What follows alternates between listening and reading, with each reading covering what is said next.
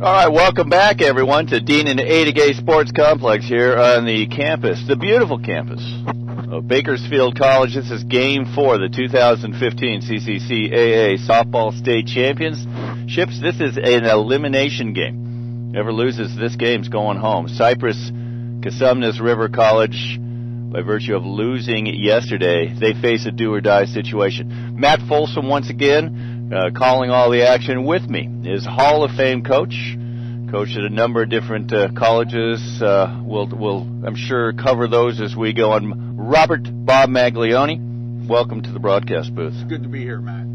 It's always an enjoyable experience coming down here to see the young people compete at this level this weekend. So I'm guessing more than once you've been in this situation that Cypress and CRC find themselves in. They lose first day, they got to win in this one. So what do you tell them? Well, what you hope is that you've spent most of the year getting your kids ready to handle adversity and come right back and do the things that's the philosophy of the program. Cypress has a long, storied history of storming back through state tournaments and working through adversity coming out of the South. CRC, on the other hand, this is the first time they've been back here in a while and now under a new coach. And, you know, she'll have her hands full. But watching their composure last night, my guess is we're going to get a very, very good ball game out of these two. And you mentioned Cypress. You know, they've been to the state championships 19 times. Only twice have they lost the first two games, 1992 and 2000. So you talk about a tradition. You mentioned last night a classic pitcher's duel between Summer Evans of Palomar and Amanda Horbash of Casumnas River College. We're going to see Horbash again. She has the majority of the innings for Casumnas River College. What does Cypress need to do to get some hits off of her? Well, I think what they need to do right away is take the rise ball out of play. If they go up top, if she's able to dominate the top side of the strike zone the way she did yesterday, Cypress will have a problem. They will.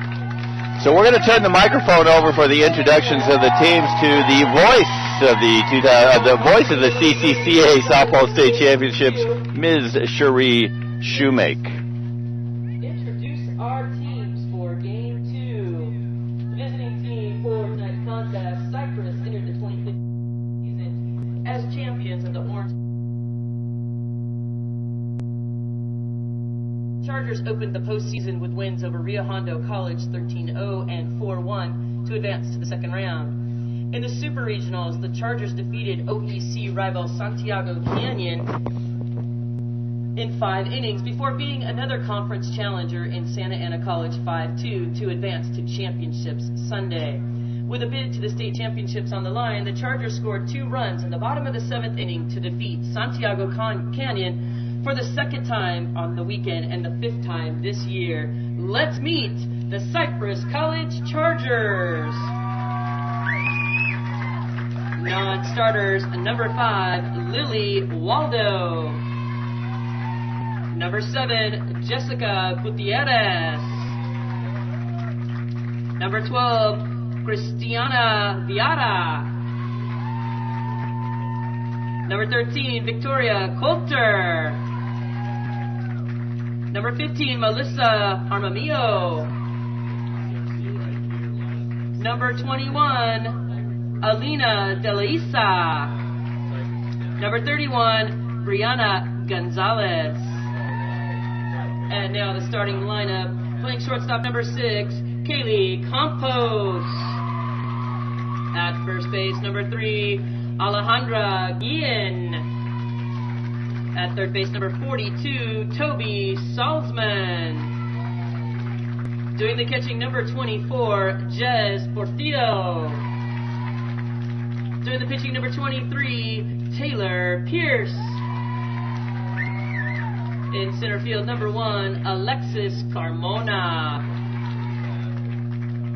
In left field, number 20, Kathy Villa. In right field, number 9, Justice Walker. The designated player, number 4, Karen Guillen. The second baseman, number 11, flex player, Taylor Ebner. Cypress College Chargers are coached by head coach Brad Pickler, associate head coach Dennis Bloss, assistant coach Kevin Monahan, and assistant coach Alyssa Gutierrez. And now for the home team, Cosumnes River College Hawks. Cosumnes entered the 2015 postseason after claiming the Big 8 Conference Championship and the number 4 overall seed in Northern California. The Hawks opened up the playoffs at home with a sweep of Fresno City College 5-2 and 6-1. CRC then turned around and knocked off Carrillo College 4-3 in 8 innings in the opening game of the Super Regionals. Hosted by NorCal number 1 Sierra College, the Hawks followed up that with an 11-3 win in 6 innings over the defending 3C2A champ Sierra. Then turned around and did it again 24 hours later with a 6-1 victory over the Wolverines in the deciding matchup. It was their 4th win over Sierra for the year. Now let's meet CRC Hawks. Non-starters, number 9, Abigail Dibble. Number 13, Jessica Porthro. Number 17, Carly Hintz. And number 77, Danielle Schultz. Starting lineup, playing second base, number 5, Caitlin Pierce. In center field, number 2, Kristen Stein. Doing the pitching tonight, number 25, Amanda Horbash. At first baseman, number 24, Hannah Miller. At shortstop, number 8, Brenda Velasquez. At third base, number 1, Christine Satterley. Doing the catching, number 44, Rachel Hooper. In right field, number 7, Daniela Medina. The designated player, number 23, Brianna Cherry. The flex player in left field, number 49, Olivia Dibble. The Hawks are coached by head coach Christy Schrader, assisted by Sarah Pedretti. At this time, we don't play the national anthem other than the first game. However, we wanted to take a moment and remember a member of the softball community. On May 8th, umpire Greg Schmidt sadly passed away unexpectedly at his home in Selmar, California. Greg's contributions to the sport of softball are many. He officiated and or instructed at the top levels of every organization he belonged to. Greg became a college umpire and worked Division I through community college softball before he retired in 2008. During his tenure, he was selected to umpire the Division I regionals in 2003, 2, 3, and 4, and a super regional in 2005 and 6. Greg worked the Division II National Championships in 2005. After retiring in 2008, Greg continued to volunteer his time in college softball, developing the California College Softball Umpires Association, a non-profit college umpire training organization. He was instrumental in planning the merger of the Northern and Southern California college training groups to become the largest and most successful college softball umpire training in the United States. The softball community lost a giving person. As an observer of the Pac-12, Big West, and West Coast conferences, Greg would never say no to helping out an umpire or answering questions, just sitting around and talking about the different ways to manage a game. His kind and supportive manner in delivering the information rallied many umpires to always want to do their best. He will be greatly missed by his brothers and sisters in blue. At this time, I'd like to ask for a moment of silence as we remember our fallen brother, Greg Schmidt.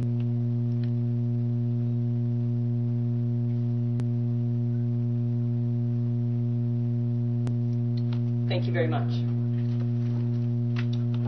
Let's play some softball, ladies and gentlemen, just the way Greg would have wanted it.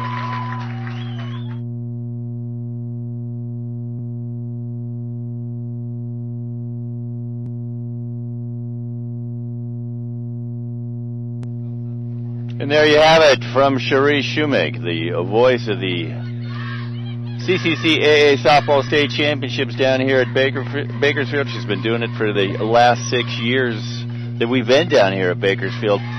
You know, and I ask each of my guests here in the booth, talk to me about this facility. This is one of the nicer facilities that I've seen. having come into the game in the 80s where most softball facilities were something on the back end of the campus that was part of a classroom where the young ladies played, to where we now have designated areas and stadiums built on campus to house the softball programs.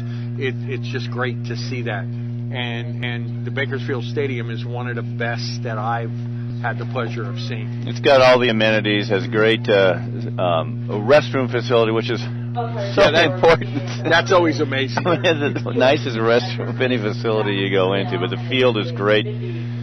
Let's talk about briefly, when we'll get to her after we introduce the first batter, the shortstop, Kaylee Campos. Yesterday, Campos was 1 for 3, scored a run, struck out once, walked once.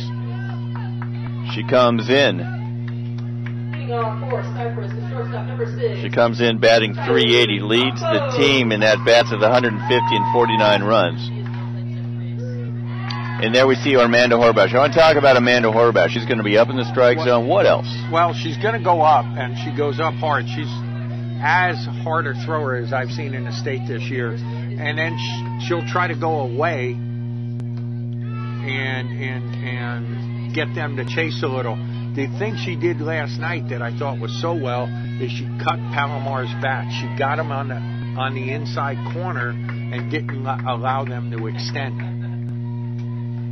And there she goes. She's right back on the inside corner. And I thought the thing that was so impressive last night about Amanda Horbash is she looked different almost every inning. She did not have the same. I mean, she could go to any pitch she wanted, but she looked different and kept Palomar from making adjustments. Yeah, there we are again. She's going back inside. I'm going to speculate at this point that their theory is not to allow them to extend their hands. Right. Because most of the Southern teams swing the bat very well. They do. So you don't want them to start driving the ball back up the middle. 2-2 pitch. High, trying to get her to fish on that one. You know, and to a casual observer, who has seen Amanda Horbash, you think that pitch got away from her. No. That's exactly, she put it exactly where she wanted it. Yeah. Horbash yesterday, 6-inning pitch, gave up that 1 run on 5 hits, walked only 2, struck out 5. And this is every coach's nightmare, leading off with a walk. Yeah, you let Cypress maybe start their running game, and they bring the left-handers up now. So Alejandra Guillen, the first baseman, steps into the box.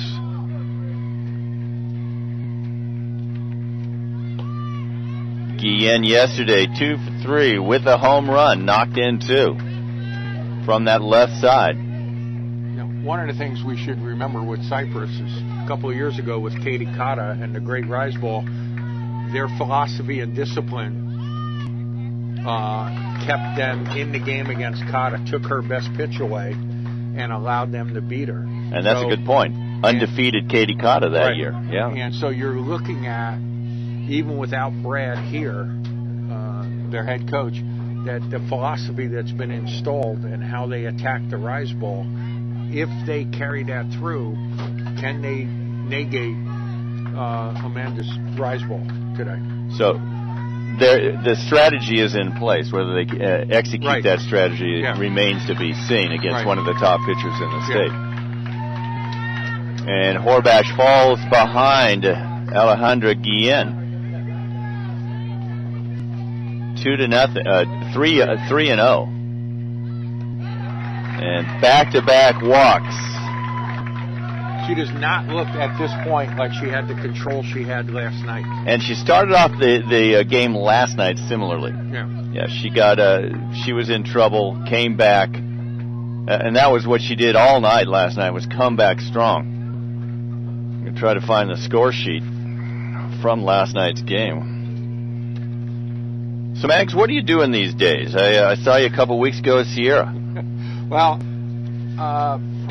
since I retired from City, I kind of got bored, I guess, and I went back to my original institution, which was Napa Valley College, where I started my career in the 80s, and was asked if I could help a little, do some volunteer work. And I've spent the last 3 seasons working with Michelle Hobbs and trying to get that program back on track where it was when I had the program in the 80s and 90s, and we've had some success. We're moving in the right direction. Some great strides, a regional battle against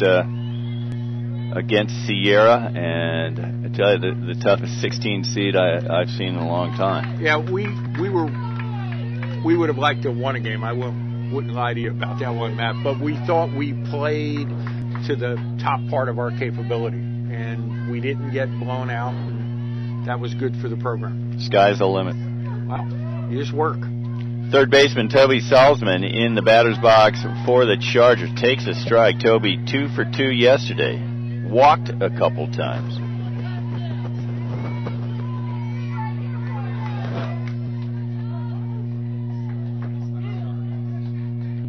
The pitch from Horbash. Moves the count to 2-1. Sun going down here in Bakersfield makes it difficult not only for the fielders and umpires to see, but makes it difficult for us to see the scoreboard. 3 balls, 1 strike.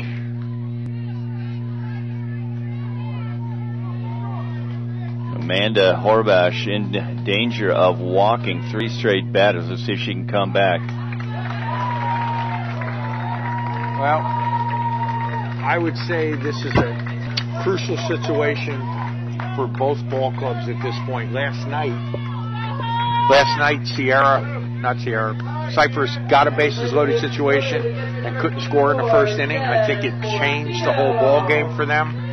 And Consumas at this point needs to limit the damage. As the cleanup hitter, Jez Portillo steps in.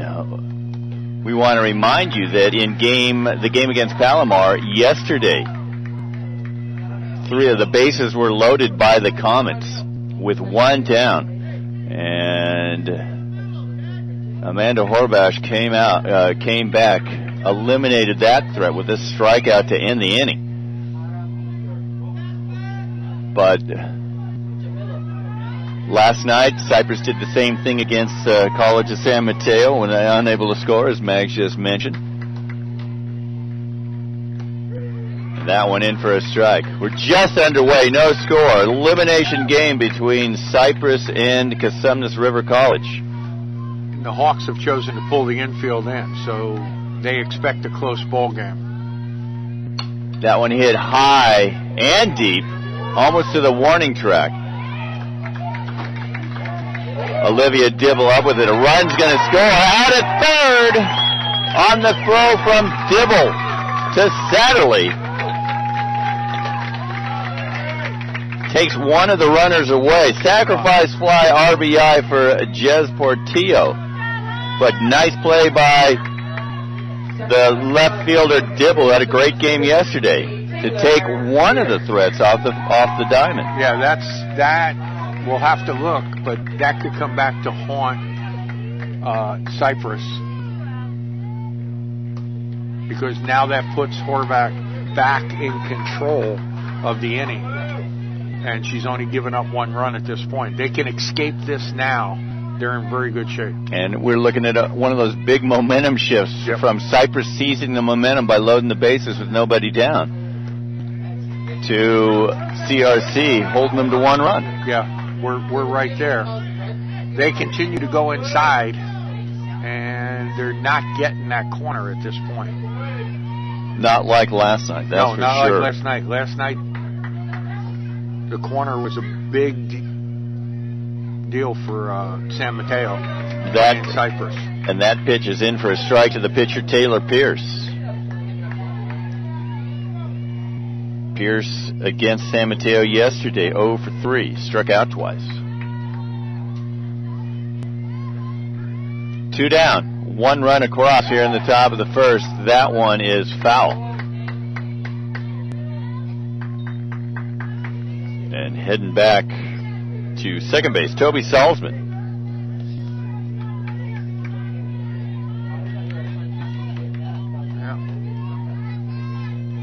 Amanda's within 1 pitch of getting out of this now. She needs to be careful here. That would be a bonus for the Hawks, who know how to come back and know that they can support their pitcher. And it looks like they're about to do so. Brenda Velasquez over the shoulder catch to retire this side. But for Cypress in the top of the first, 1 run, 1 hit, 1 runner left. And we're heading to the home half of inning number 1 with Cypress on top of CRC 1-0. Well, let's talk about momentum shifts. It's so important to grab whatever you can in a game like this, facing elimination. In an elimination game, yes, you want to do as much damage as you can quickly. Cypress was in a position, in my opinion, to do more than a 1-run damage. The base running mistake is we'll have to look at down the road and see if that gets done. But I would say CRC has to be smiling getting out of that bases loaded, no out situation. Right. So in the circle for Cypress College, and I wrote Owls. I wonder why I wrote Owls. I must have seen some Citrus players down here earlier, the Chargers. Well, it gets to be a long weekend. Yeah, that's right.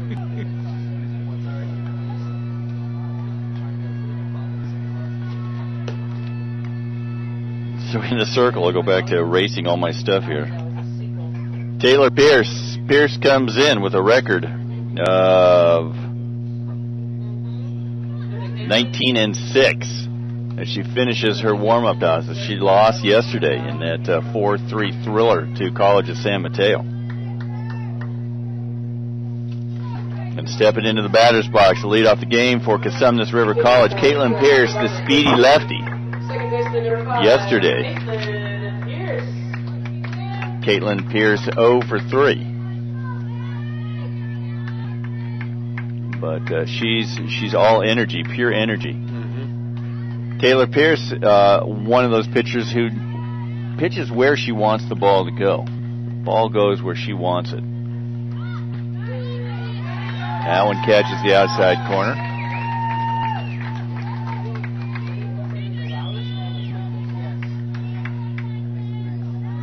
141 innings pitched coming into this championship series.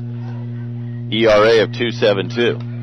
This one fouled back into the net, and she jumps ahead 0-2. It looks like they're going to try to stay away on the outside, and Pierce will try to go in the left field with it. And I saw her last night. That was what she was trying to do, to drive the ball just over the third baseman's head. 0-2 pitch. See if she went around. And she did, according to the third base umpire, Mindy Villa. And Pierce starts the game off with a strikeout. Umpires behind the plate, Herb Hewitt. At first base, Zach Snell. And we just mentioned at third, Mindy Villa. Kristen Stein steps into the batter's box, the center fielder. Stein yesterday 1 for 3. This one hit into that dangerous area. And the left fielder comes up with a very nice play. All the way in. It's like the left fielder and the shortstop traded positions, making the grab, Kathy Villa, for out number 2. That's one of those dangerous areas out there. You see so many things drop. Yeah, and that's exactly what the left-handers from Cosumnes want to do. They want to hit it in that triangle that just is beyond the left fielder's reach and the shortstop. And that's one of their strengths this year, is being able to place that ball where people aren't. Not a lot of, line drives, but just being able to place it right where it needs to go. You see the line drives from them, but they are masters at putting that ball where it needs to be. Amanda Horbash, the pitcher at the plate, she can hit. 351 on the year, team leading 42 runs, 27 runs batted in. Yesterday, 0 for 1. Taylor Pierce yesterday, 3 innings, 3 runs, 3 hits. All 3 runs were earned. Struck out 1. Gave way to Alejandra Guillen. Yeah, being they split that game with their pitchers, their pitchers will have less pitches on their arm coming into this thing. That could be a good thing for Cypress. Whereas Amanda had to throw that entire ball game, and it was a long, drawn out game. 106 pitches. Yeah, a lot of pitches thrown. A lot of pitches this time of the year. 3-1 count to Amanda Horbash.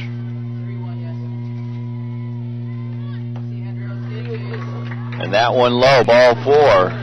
Pierce issues a walk to her counterpart on the CRC Hawk team, Amanda Horbash. She trots down to first. That looked more of, I'm going to see if she'll swing it what I want.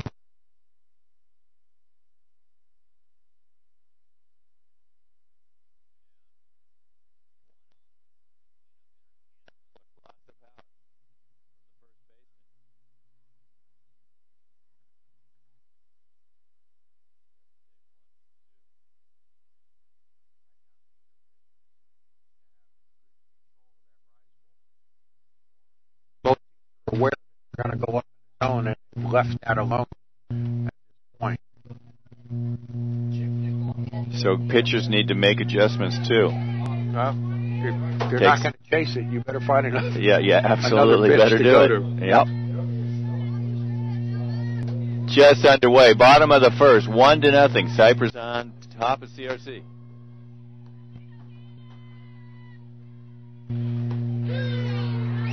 There's that inside corner. Inside corner. And we've seen all the pitchers in this tournament really love that inside corner and try to work that. Yeah, I think when you get here, and Miller hits it deep. Is it deep enough? Via over makes the catch just in front of the warning track, and the side's retired. So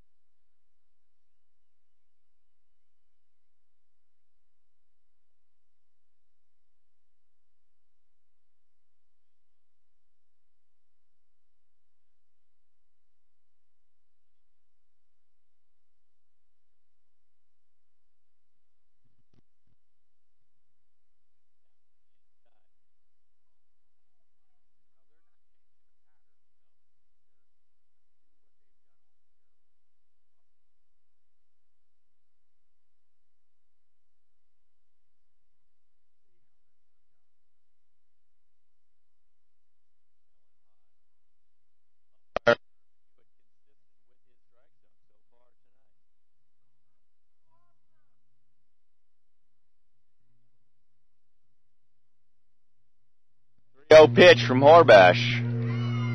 That one in for a strike. 1-0. Chargers on top. Top of inning number 2. Elimination game number 1 on this Saturday. That one catches the inside corner, and I think via...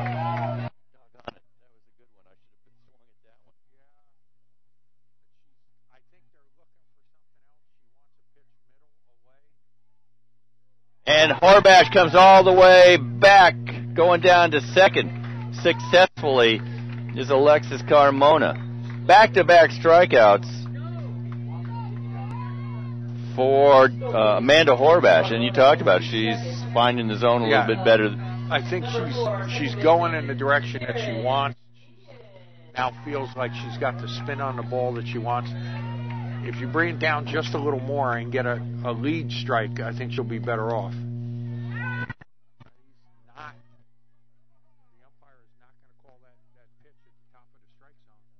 Karen Guillen, the DP, played second base yesterday, steps in. Sister of Alejandra Guillen, the first baseman. That one looks like a strike. 1-1. That looks like the curveball, not the right ball.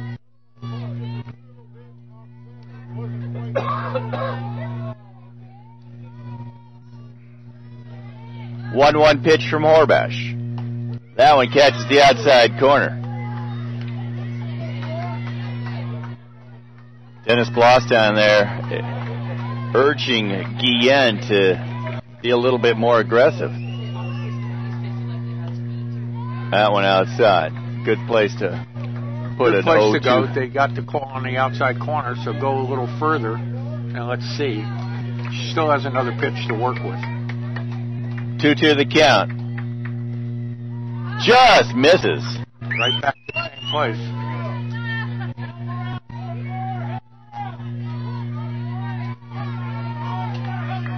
Two down. Back-to-back strikeouts from Amanda Horbash. Can she do it again? This one hit high and deep into the gap. Will she make the catch? She does! Kristen Stein. She traveled a long way to get that one in the gap. Into the left center field gap. Nice catch by Kristen Stein to end the inning. So for the Chargers, in the second, after a leadoff walk issued to Alexis Carmona, she stranded at second. 2 strikeouts and a long fly ball ended for Cypress in the second. We head to the home half of inning number 2 with the score: the Chargers 1, the Hawks nothing. Due up for CRC in the second, we got the 5, 6, 7 batters: Brenda Velasquez, Christy Satterley, Rachel Hooper. CRC is going to have to put a couple of runners on. I mean, they didn't put that many on to force any defensive adversity for the other team. They're going to need to do that. They're going to need to get some runners on before there's some outs, so that Cypress will have to respect the running game or the possibility that somebody's going to score. Gives them a lot more options. Yeah. And it also it makes the defense have to think of other things other than the one batter at the plate. And that one batter at the plate right now, the shortstop, Brenda Velasquez. As Christy Schrader, Layton getting over to her third base box. Leading off for CRC in the bottom of the second inning, the shortstop number 8, Brenda Velasquez. Velasquez yesterday 0-3 against Summer Evans of Palomar. There were a lot of offers yesterday. There were a ton of offers in that game.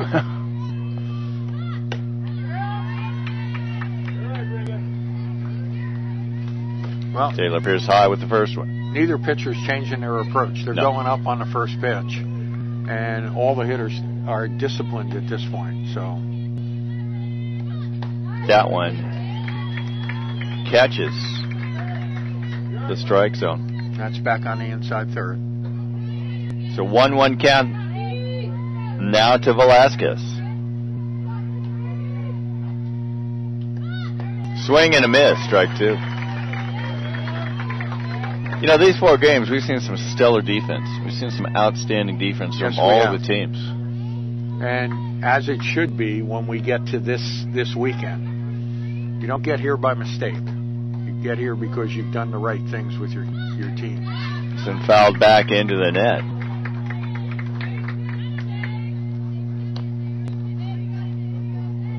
Callie Pugh in the last game for Palomar was outstanding at shortstop. Riley Wells, the right fielder for San Mateo, made some astounding plays out there in right field for San Mateo. She had a season in one game. She did. It was 1-2 pitch. Velasquez. Nope, no, I didn't do anything there. 2-2 count. And Cypress wanted that call on the corner. Pierce gets a sign from Portillo. Good at bat for Velasquez.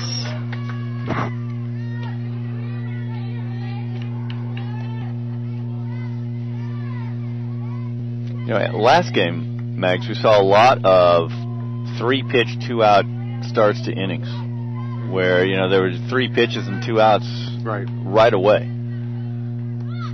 This one we're seeing a little bit more extension on the at-bats. Well, 2 things. I think San Mateo got a little anxious when they got down by a couple and got out of their norm and started swinging earlier in the count instead of working it. In this game, they're still working on moving the count. This one hit to the third baseman. Salzman up with it over to Guillen at first. And Velasquez, the first out of inning number 2. Yeah, you could see some desperation by College of San Mateo. Yeah, and that happens at this level with what happens in the majors. It does. You get down by a couple, you think pitchers are better than they look, and now you're letting a pitcher out of the inning without working. So, third baseman Christy Satterley steps in, the always vocal one. First pitch, swing and a miss.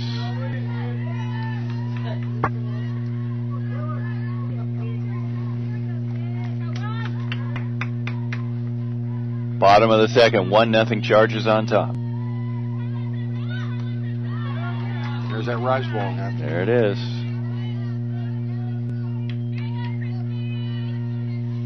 Sometimes you throw that pitch, even though you're not going to get a swing, just to change the eye level. And let's see if she comes back down and in on the inside third on this pitch. And she did. Yep. So what you're talking about there is it just gives the batter just pause to think about, okay, she's up high, I'm not just going to focus on what's down here. Yeah, you don't want to let them sit and look in one spot, because as a hitting coach, you're talking, focus on one spot, see one pitch. Well, make them move. This one hit down the first base line. Not enough room for Justice Walker to make the catch. Count stays 1-2. To Christy Satterley. Satterley 0 for 3. I guess I could say 0 for Kristen Stein had a hit yesterday and Hannah Miller had a hit yesterday. Yeah, there were not a lot of offense last night. Not for both teams. Neither team. It was a classic pitcher's duel. Fun to watch if you like that kind of action. Well, to me, that's old school softball, the way it was played prior to moving the mound back, and the bats being elevated a little, and you see that. In the last couple of years, we've had a lot of scoring down here, but you're absolutely right. Last night, it was a drought. Well, it was 4-3 and 1-0. Yep. It's been hit deep, but foul to the warning track. Satterley got her arms extended on that one. Yeah, she did. She opened up. It was on the inside. She opened up and drove the barrel through it, that's something Consumers is going to have to do. They've got to get their hands through the ball and start hitting it with some sort of authority. 2-2 pitch. Changeup gets her looking. That's a pretty pitch. So 2 outs now. That brings up the catcher, Rachel Huber. We haven't seen that pitch all game. We have not. The perfect time to do it. Yeah. And now everybody else has to start thinking, is that pitch there? Is she going to throw it again? Hoop lots of power.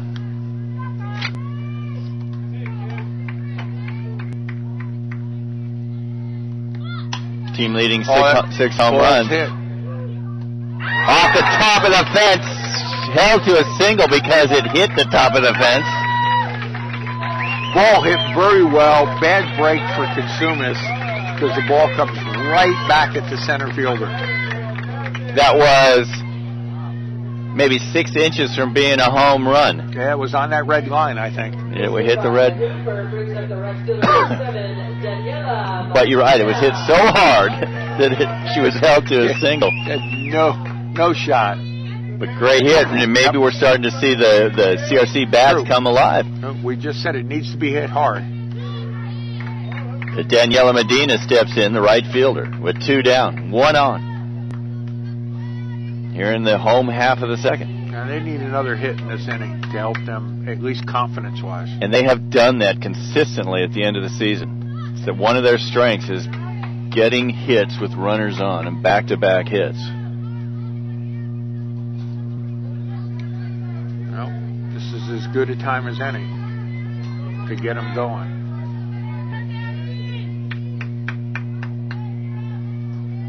The pitch. Low. Oh, strike. Oops.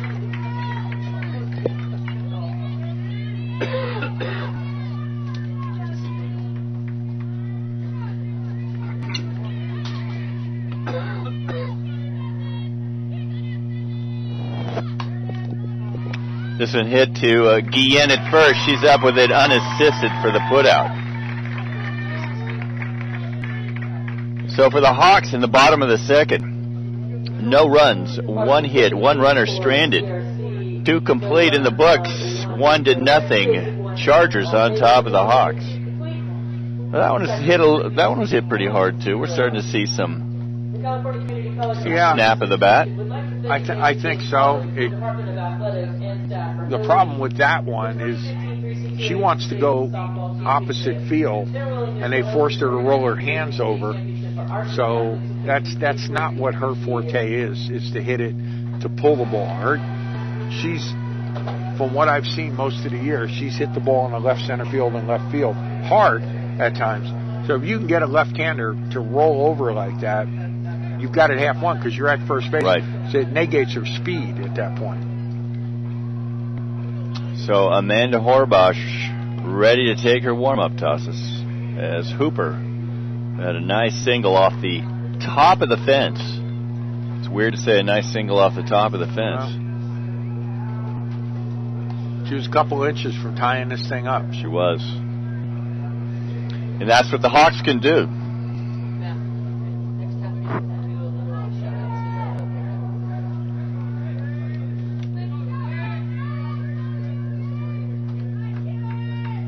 So leading off the Charger third, the leadoff hitter, Kaylee Campos, the shortstop. Walked to lead off the game. Scored a run.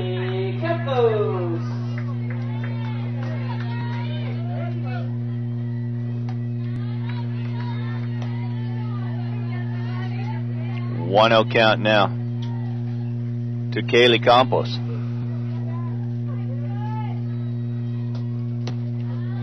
I'm not seeing Amanda make a change with that rise ball and start it a little lower. They're just staying where they have been used to throwing it. And Cypress is not biting on that at all. Remember I said that's one of their strengths in seeing the rise ball and staying off of it. So the 3-0 pitch from Horbash.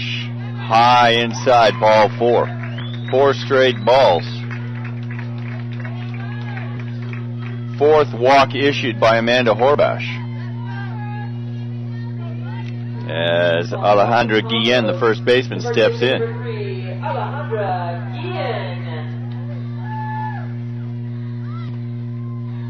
Corners coming in as Guillen squares to bunt. Amanda's got to start throwing earlier strikes. It's just allowing Cypress to control the strike zone at this point. 1-0 pitch. That one. Nice pitch, over for a strike.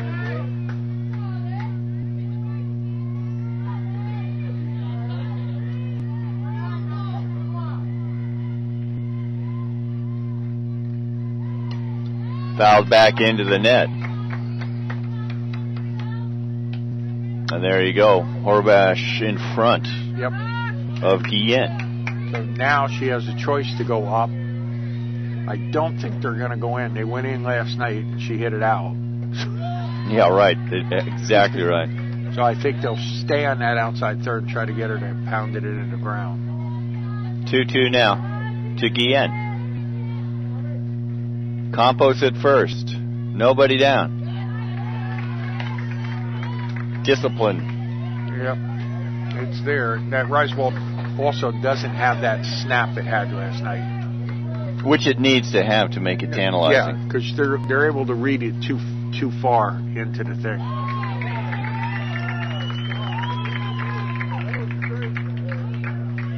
So back-to-back walks issued to the Chargers brings up Toby Salzman, the third baseman.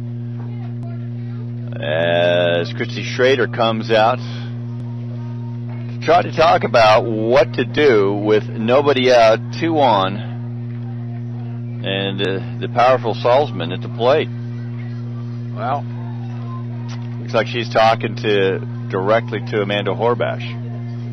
Yeah, what you want here defensively is keep the ball in the infield somehow.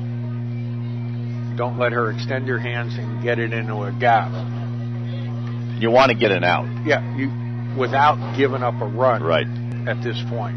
Ideally, you want to get the lead runner at third on a force. Well, the way Horbash has thrown all year, I would tell my team, get a good out. Give me an out. I'm going to bet my pitcher can work her way out of this thing. Which we saw last night. Yeah, and I think exactly that's what she did. What Trader was telling them out there. Okay, guys, don't let it escalate. Let's get a quality out and move on. That pitch is up again.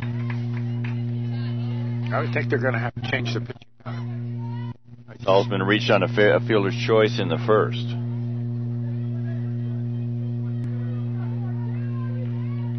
Just because she's been falling behind more than anything. Yeah. I mean, there comes a point, if you're not going to get the call and you're calling pitches, you have to decide to go someplace else to try to get control. And right now, Cypress has control. 2-0 pitch in for a strike. No doubt about that one. Yep. And that's the kind of pitch when you're ahead 2-0 and you're at the plate. That one right down the middle. If you like it, you go for that one. Yeah, Cypher's playing a little tentative, and I think in lieu of the fact that Brad's not here, some of that personality has gone out of him. And that's not to say the young assistant coach is not doing a good job, but teams are the personalities of their head coach. A lot of times. They are indeed. And so Brad's a very aggressive, let's go type person. And, full count pitch from Horbash. This one swung on, fouled back into the snack bar. That was ball 4. Runners on first and second. I'm sorry, Ben. We're at that critical point again. This pitch here could decide some things. This one hit. That one's gone. That'll decide some stuff. That'll decide a lot. 3-run home run for Toby Salzman.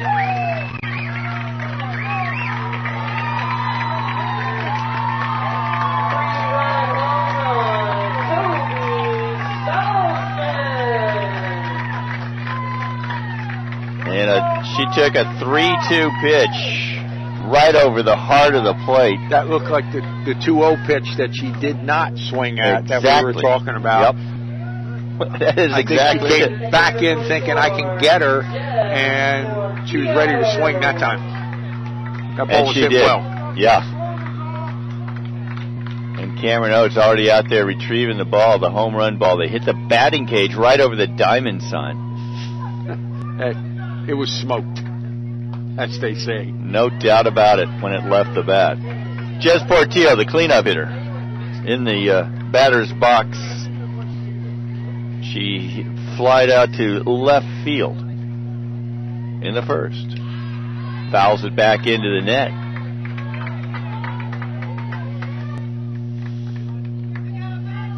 Wow. 4-0 now. The Chargers on top. Just like that. Yeah, this will be a long road for Consumers. They're going to have to. This one hit high, but not too deep. And circling underneath, making the grab, Kristen Stein for out number 1. We've seen this over the years. I've sat up with you on this game. And the game can get away from you very quickly in an elimination game. Consumers is going to need to shut this off and come back and answer. They're going to have to put one or two runs up on the board next inning. They have to do something. And you know what was interesting? Darcy Brownell and I were talking last game where Palomar jumped out to a lead, and then she said, sometimes that motivates the team that falls behind, and we'll see if that happens to CRC. Perfect time for them to do that. All of a sudden, bats come alive. Off the handle. And that's Horbash at her best right there. Yep, she's sawing them off. 3-run home run for Toby Salzman, giving the Chargers a 4-0 lead. Salzman's 7th on the year.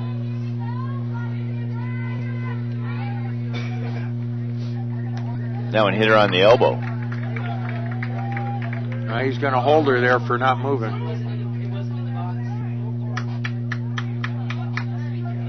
Yeah, I don't know if I agree with that rule, the way they interpret it. If you throw the ball in the batter's box, I don't see why I should have to move. I don't think you should.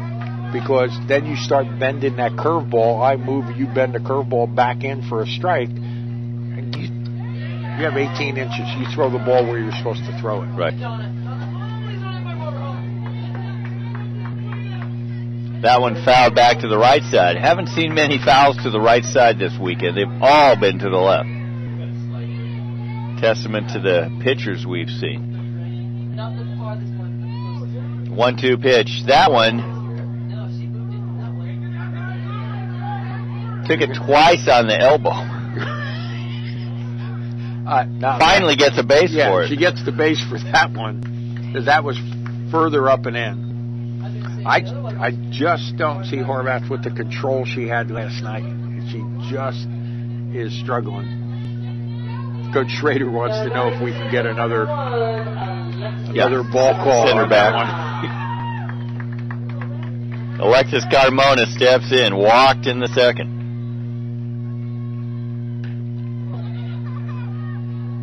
Call a foul on that, or is that off the shin guard? That's off the shin guard. Off the shin guard's a hooper. The wheels are a little wobbly at this point for Consumers. They've gone away from the rise ball. They're trying to throw that curveball at the hip and bending it over. So we'll see what happens now. 1 down, 1 on. They're going back inside really, really hard.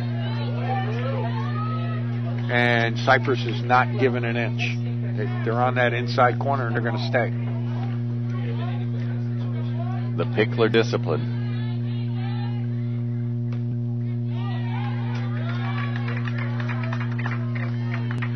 Three and 0 now. 2 Carmona. 3 runs already crossed in the top of the third for the Chargers. They lead 4-0.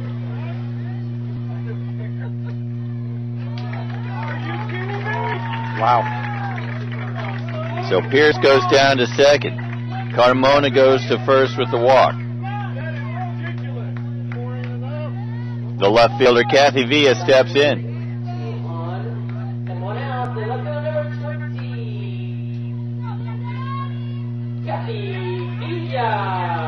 So 1 down.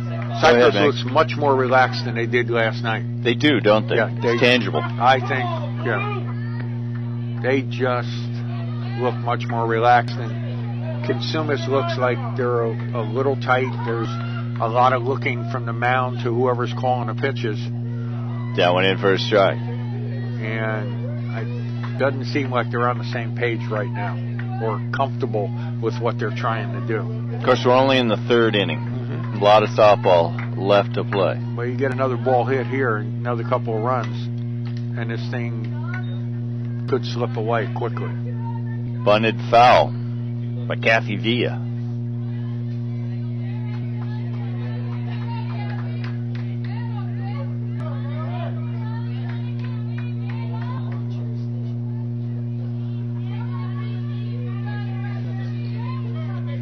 One out, 2 on. Pierce at second, Carmona at first. 1-2 pitch from Horbash. Swing and a miss. Prize ball. Second straight strikeout for Kathy Villa. She heads back to the dugout with the second out. Right fielder Justice Walker steps in, also struck out in the second. Fouled back into the net.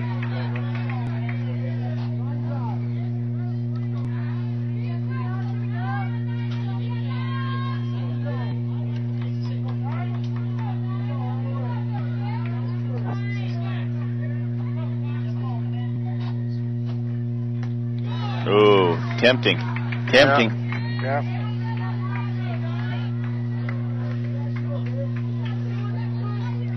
1-1 to Villa. To Walker.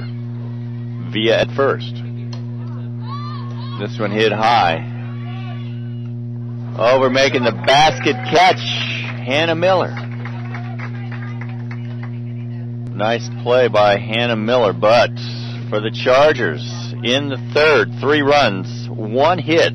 That 1 hit, a big 3-2 pitch blast to left field by Toby Salzman. They strand 2. And the score now as we head to the bottom of inning number 3, 4-0. Chargers on top. Okay, so now this is critical for the Hawks to come back offensively right now and answer this. And if you're Cypress, you want to shut it down because that keeps the momentum that you took from that home run, and it puts you further along in the game. So, pivotal inning right now. 1 run at a time, but a 4-run hole. Especially the way both pitches are playing. What you tell your ball club is, okay, you can't hit a 4-run home run on 1 pitch. Let's work at getting 1. We cut it. Let's cut it, and we have 4 innings left to work through this thing. We do have a dear friend who was unable to be here with us this weekend. As many of you know, Coach Pickler had to stay home, and we want to send a little shout out to Coach Pickler because we know he is watching on the website right now. So let's give Coach Pickler a big round of applause and a big cheer. We want to let him know that we're all thinking about him, and that we want him to get well soon and make sure he's back on the field just as soon as he can. So, Coach Pickler, shout out to you, our friend. Somebody you probably never played against, Brett Pickler. Yeah, no. Never. No games. I know Pick is listening right now. We wish you the best. Get well, Pick. That pitch, the first one from Taylor Pierce, in for a strike. Now, Taylor can change a little. She can attack the strike zone now with a 4-run lead. And we'll see where we go with that. Brianna Cherry, the DP, in the box. This one hit to the second baseman. Up with it. Karen Guillen over to sister Alejandra Guillen for out number 1. Think those two have played catch ever before? Once or twice? Karen Guillen. In the backyard, yeah. Yeah.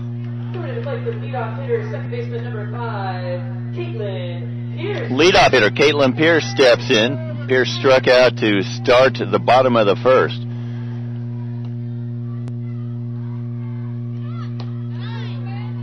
See if she went around. She did not, according to 2 umpires. That's definitive when 2 of them agree on it. Yeah, okay.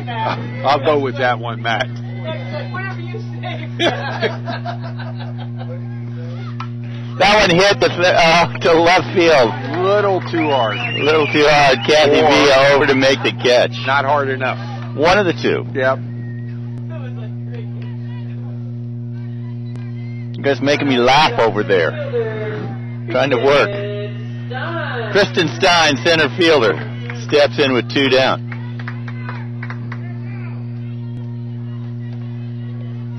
First pitch from Pierce. Fouled high into the net.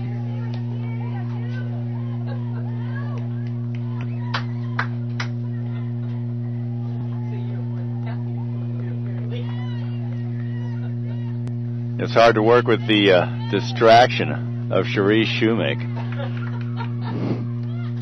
Public address announcer par excellence.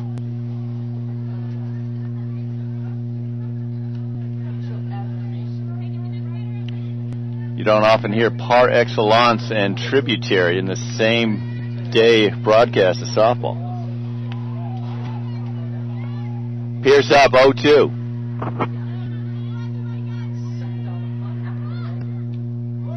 No, just misses.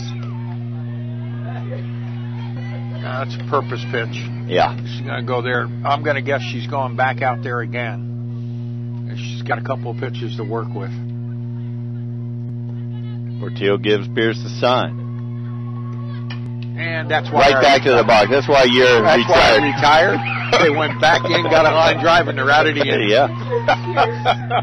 So that was right back to the box. Taylor Pierce making the grab for out number 3. 3 up, 3 down here in the bottom of inning number 3. We're through 3 innings now. The score, Cypress 4, Cosumnes River nothing.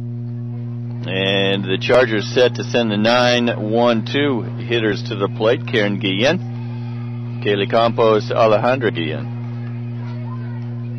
And Horbash comes out to take her warm-up pitches after getting a few words of encouragement from Christy Schrader. A lot of softball left to play for these Hawks. Yes, there is. And Christy's doing what good coaches do. She's getting her kid to focus on this inning and not the innings before, and tell her, look, just keep doing what we did. We did this all year to get here. So let's not give up on what we do. Let's go do what we do. Good Hawk softball. Hawkball. Hawkball. And Horbash finishes her warm-up tosses. Rachel Hooper sends it down to second. And Karen Guillen, who flew out to center field, steps into the batter's box for the Chargers. Second base, number 4, Karen Guillen.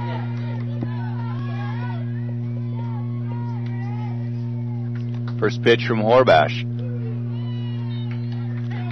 Right down the heart of the plate. And that's what we saw from her yesterday, her ability to move things around. And spin the ball. That had good spin on it. There's that rise ball. It's just not where it was last night. So 1-1 now the count.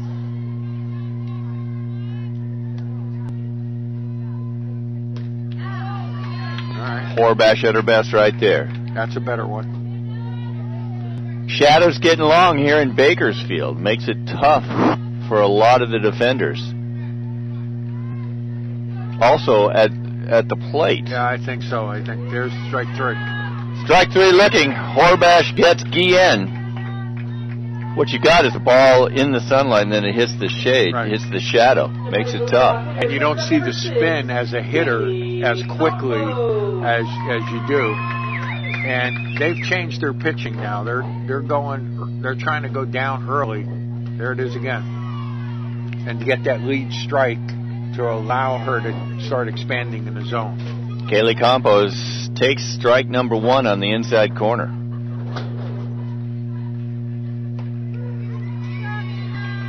Horbash looking angry, looking mean,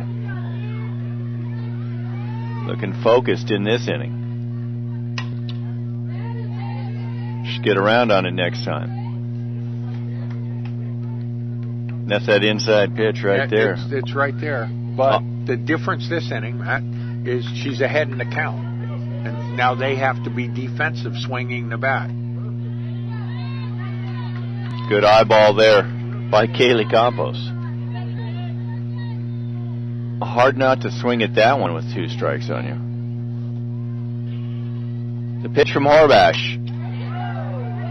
Ripped into the VIP seating area. Inside, no other place to hit that. And if she takes it, you don't know if it's going to sneak back into that corner. Right. So. This one hit the shortstop. Up with it, Velasquez over to Hannah Miller for the out. And that was a classic. We went in, she pulled the ball foul, she went back outside, she chased the pitch and hits a routine ground ball. So she now, by getting ahead, has got the hitters looking in and out, and she has control of this. Just by getting ahead. Just by getting ahead. Alejandro Guillen, the first baseman, in the box, walked twice.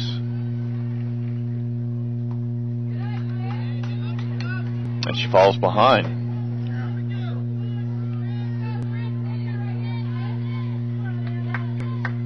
Horbash working quickly. Remember, my theory is they don't want to go back inside to Guillen because she'll pull the ball up and out. So they'll go there. That one hit over Horbash's head into center field. Took a timely bounce over the pitcher's head. And Guillen on.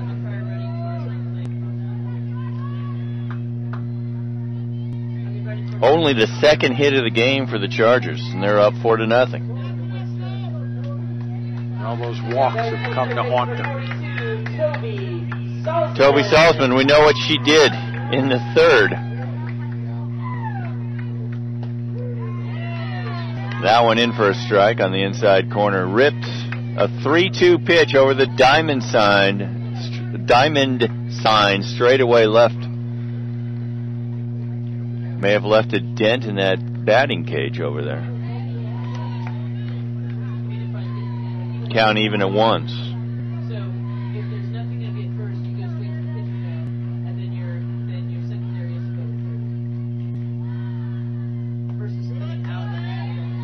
Well, you mentioned the walks. 6 walks, 1 hit batter. Right. But only 2 hits. Well, when they cross home plate, it doesn't matter how they get on to start with. There's that pitch. That's what she hit out last time. She looked at one. Looked at one. And then hit the next one. She better get further in or further out. And she watches that one. Should have swung. Great pitch by Amanda Horbash. Good inning for Horbash. Gets 2 batters to look for the Chargers in the 4th. No runs, 1 hit, 1 runner left. And we are heading to the home half of the 4th. The Chargers still up by 4. So she looked a little better that inning. It looked like Amanda Horbash. It looked to me like there was a conversation in the dugout about where they wanted to go with the first pitch. And she came out much more confident. And it could be, too. Coach Schrader had looked to me like a great conversation going with her before she went to the mound. And sometimes that's all it takes to let the young ladies know that you have their back and you're still working with them and you believe in what they're doing. And they respond. So maybe a little change in strategy, too, to really focus on that, on getting ahead. Yeah, I think so. From watching, it looked like when I was watching Amanda look into the dugout to whoever's calling pitches, there was they weren't on the same page. She wasn't comfortable throwing. Whoever's calling the pitches, and I don't know who does that for Consumers, but that seemed to have gotten resolved last inning, and she threw as well as she threw last night. Well, speaking of Amanda Horbash, she's going to lead off the 4th for the Hawks. She walked in inning number 1. We mentioned what a great hitter a Horbash is. 351 on the year. 2 home runs, 27 runs batted in. Led the team in walks with 17. Wow. Tells me she has a great eye. And great she knows eye. what she wants to drive. 0-1 count now to Horbash.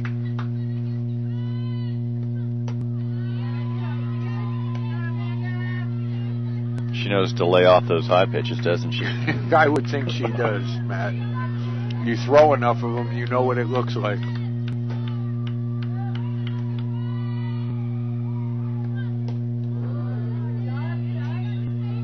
Two one the count now.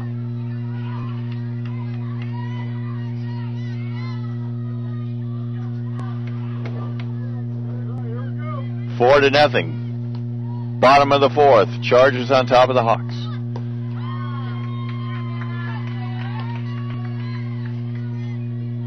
And it looked like Pierce crossed up Portillo a little bit on that last one. That does. She also seems to be a little out of rhythm, at least in his first hitter. Like she's trying to throw the ball a little harder than she has in the last couple of innings. And it's put her behind to a very dangerous hitter. 3-1 the count now to Amanda Horbash.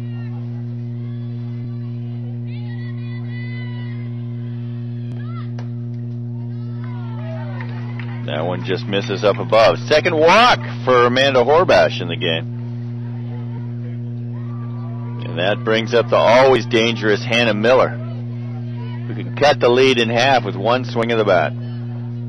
Following the leadoff walk, the designated player number 24, Hannah Miller. Miller led the team in batting with a .472 average. Hits with 60. Doubles with 15. This one hit the straightaway center. She likes that center field area, doesn't she? Yeah, she does.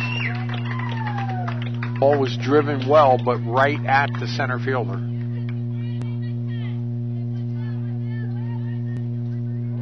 And so that is one down now. Brings up Brenda Velasquez.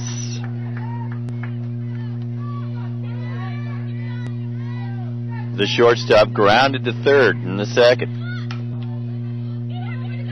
Over to Campos. Campos over to first. Guillen Alejandra cradles it in the glove for out number 2. Campos throws out Velasquez for out for 2, brings up third baseman. Christy Satterley struck out looking in the second. On a great changeup. On a great changeup. Yep. Maybe the best changeup we've seen all weekend. that may be.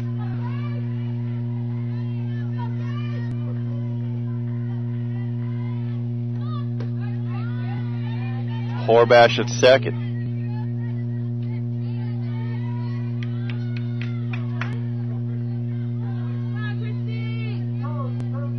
Satterley batting .343 on the year. 5 home runs. Second on the team in bombs. It's that inside pitch, trying to keep her hands in. And I got to think the light right now has got to be tough on those batters. Yeah, I think so. This is when it might be nice to have a 4-run lead.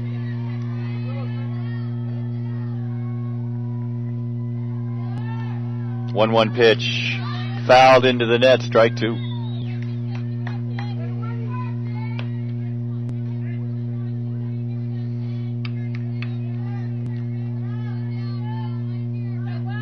Hawks champions of the Big 8. Maybe team for team the toughest conference in the state, at least in Northern California. Well, I believe that, having coached in that conference for a number of years. And my hair's not gray because it just got gray. That conference can wear you out. It can. As a coach. 6 of the teams this year making the postseason. 3 of them playing on the final day of the Super Regional round. Right. Satterley takes the count to a full count, 3-2.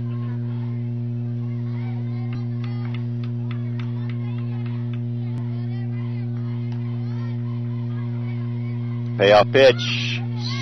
Fouled back into the net. Back in on our hands.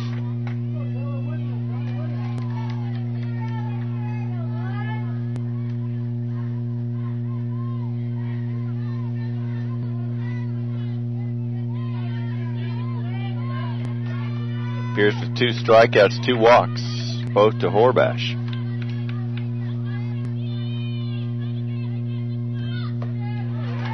Swing and a miss, strike 3.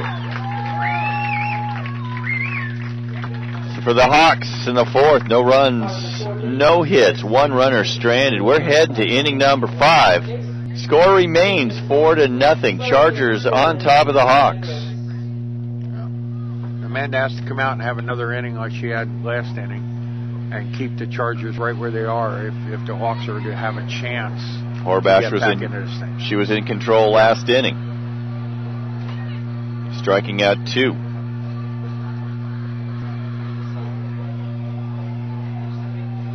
Chargers are going to send the 4, 5, 6 batters to the plate. Jez Portillo, Taylor Pierce, Alexis Carmona.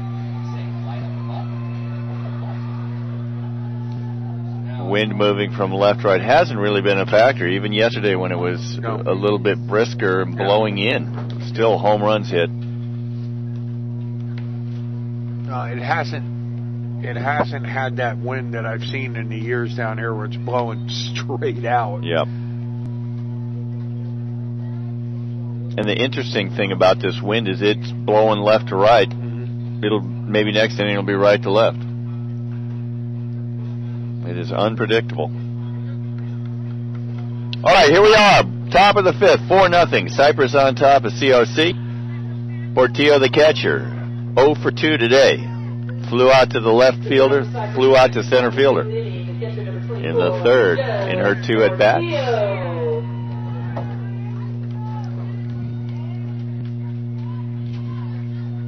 Portillo, a .400 batter on the year. First pitch from Horbash, in for a strike. Had some zip on that one. Yep. They've changed their attack, and they're going inside corner instead of up now to get ahead. Of course, we'll probably see it up now. And we see it hit down the 5-6 hole. Yeah, not quite all the way in. Only the 3rd hit of the game for the Chargers, who lead 4-0. Taylor Pierce, the pitcher, steps in. Was hit in the left elbow, the non-pitching elbow in the 3rd, actually hit twice.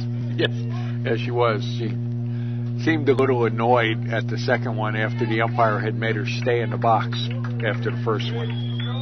So. Got a pinch runner for Cypress, now running at first base, Victoria Coulter. Your attention please, entering the game for Portillo. Number 13, Victoria Coulter.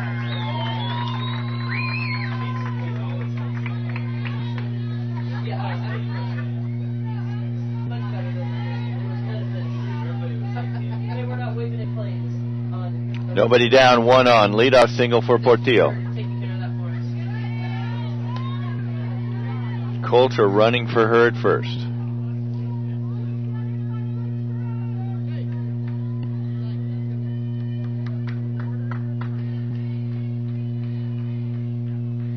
One-0 pitch from Horbash.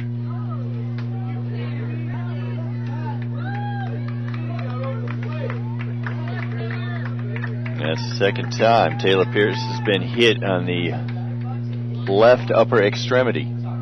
Yeah, they're trying to throw that curveball in as tight as they can to roll it back over the plate so that maybe the batter will bail out and they'll get a strike. I think what Schrader's trying to say right now is they're not moving. They don't have to move. Well, I agree with you.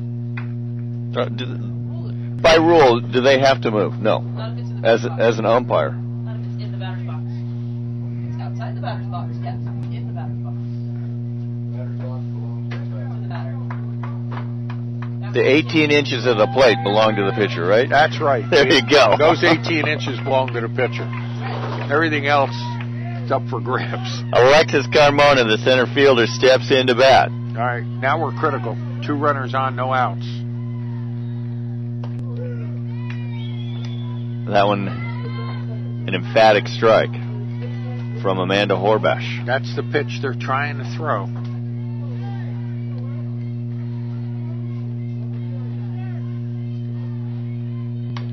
Bunted, back to the box. Horbash up with it, over to the second baseman Pierce, covering at first. Runners advance. Portillo to third, Pierce to second. Sacrifice for Carmona. 1-4 if you are scoring at home. Even if you're not scoring at home, it's 1-4. Kathy Villa struck out twice. Horbash has owned her so far in this game. Yeah, it looks like we're going to get a pinch hitter.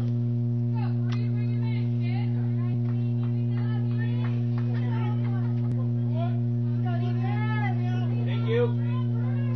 Your attention, please. Now hitting for Villa, number 31, Brianna Gonzalez. Brianna Gonzalez, the pinch hitter for Villa.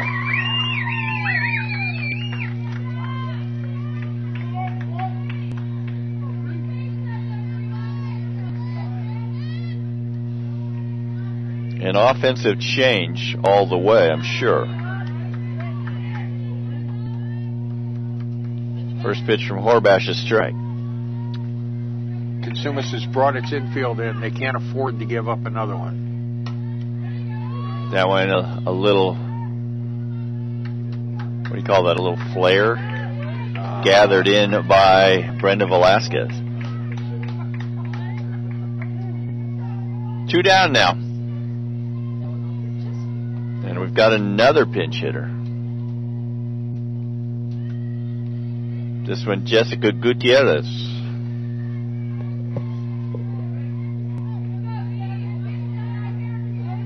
She replaces Justice Walker at the plate.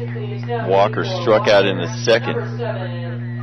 Popped to first in the third.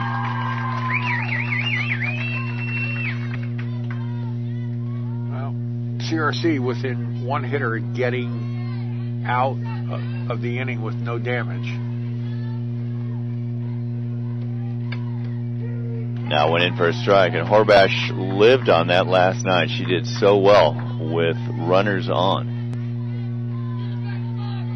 Well, she needs it again. She needs to get this out. The 0-1 pitch to Gutierrez. Catches the inside corner.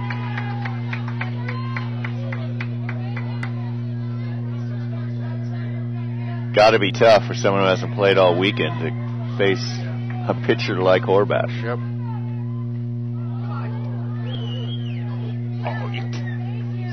Oh, I'm not sure about that. That ball looked like it was well into the batter's box when it hit her.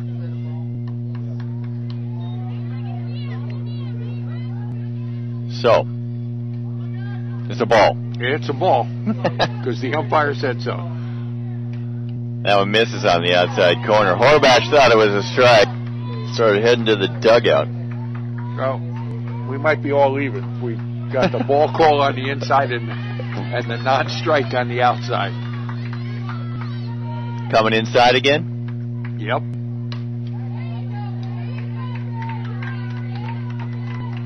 Nice cut by the pinch hitter Gutierrez.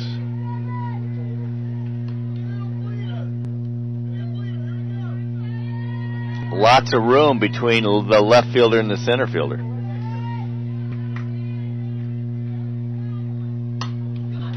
This one hit high to the warning track. Kristen Stein makes the catch. Side is retired. So 2 runners stranded. Runner stranded at third, runner stranded at second. No runs, 1 hit. And the side is retired for the Chargers, but they still lead 4-0 as we head to the bottom of the 4th. And Consumus dodges a bullet there. Any Big more time. runs at that point would have put them in a they're in a tough position as it is, but that would have been, to try to score more than 4 is going to be really, really tough. Averting disaster once again, Amanda Horbash.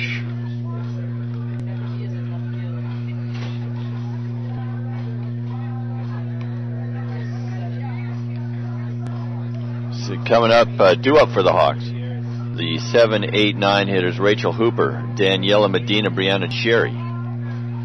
Hooper last time up hit one off the top of the center field fence. Because it was so hard, it bounced back, held her to a single. It's almost like having a 10th defensive player, that fence right there. Well, kept it in the ballpark. When I was playing men's fast pitch, my shortstop always used to tell me, just keep it in the park, we'll get an out for you somewhere. Okay. And I used to look at him and go, really?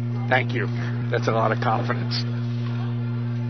But it's true. If it doesn't go out, you got another chance to get yourself out of the inning. So. All right, here we go. Hoop steps in. The catcher singled, as we just mentioned in the second. Longest hit, hardest hit single I've seen in a long time. Yes, it was.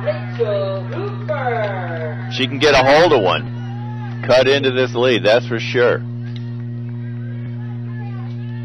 Led the Hawks with home runs this year with 6. See if she went around. She did.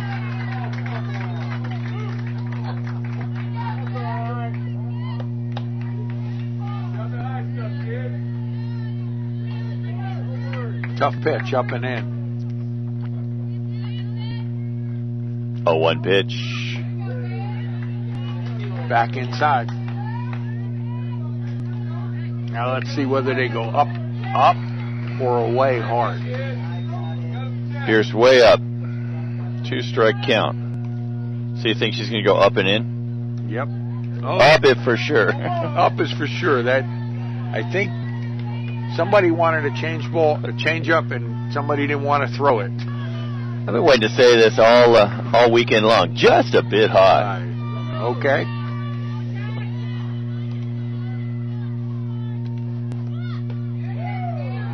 Ooh, just misses on the inside corner. Yep. Just misses. Good eyeball for Hoop. 2-2 count. Bottom of the 5th, 4-0. Chargers on top of Cosumnes River College. Ball's hit. Warning track distance. In to make the catch. Kathy Villa. I think the little bit of wind that there is blowing from left to right held that one up. I think you're right, yeah. That was right into the teeth of the wind. I mean, they're dentures, but if that one's hit more to center field, I think it might get out, but it's hit right down the left field line. Daniela Medina, the right fielder, into bat now for the Hawks.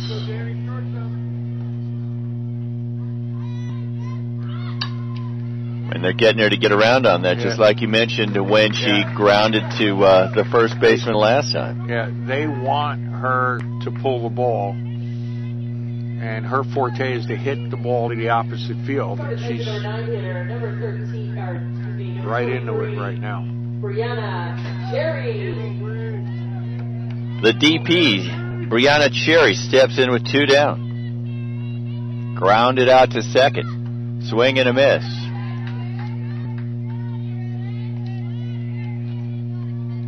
Both pitchers seem to be picking things up here in the last couple innings. Yeah, they're both settled in. They both feel comfortable.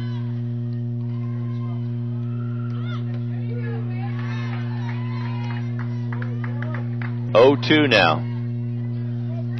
So this is where we're going to see maybe an inside, something high, something. I would think they're going back really hard inside. No, there's that changeup. So they're trying to introduce it at this point so that Cosumnes has to think about it. We saw it, what was that, inning number 2 where we saw that really nasty one? Yeah. 1-2 pitch from Pierce. Swing and a miss, strike 3. 3 up, 3 down inning for Cosumnes River College. And 1, 2, 3. That's the fourth K for Taylor Pierce. Giving up a lone hit. That was the center field ricochet single from Hooper in the second. And much different for Taylor from last night, where she gave up a couple of long home runs. She was playing first base by this time last night.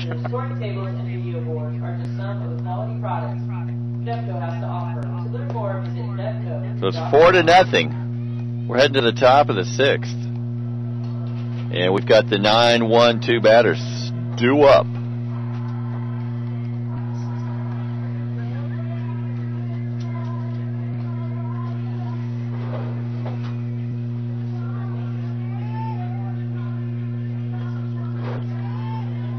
And that number 9 hitter, the DP, Karen Guillen, Horbash got her looking in the fourth.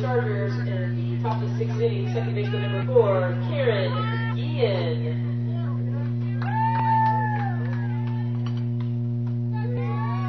Still looking. Strike number 1.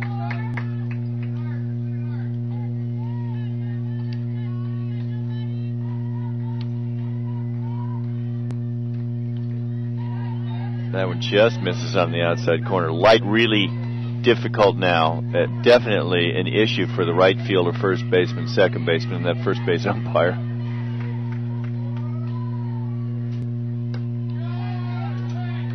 Misses outside. 2-1 the count. 4-0. Chargers on top of the Hawks. That one hit to Olivia Dibble. She circles underneath it, makes the catch for out number 1.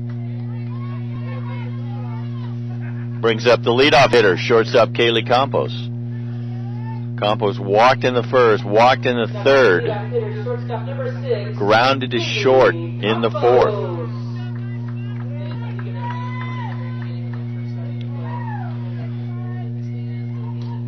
Horbash works really fast. Still trying to pound that inside corner. 1-0 the count.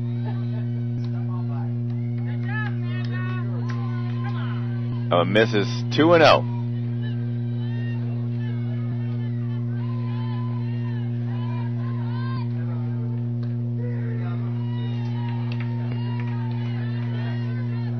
That one on the inside. 2-1 now the count. Not letting up. They're just staying in there. That one's up. That one's up. 3-1.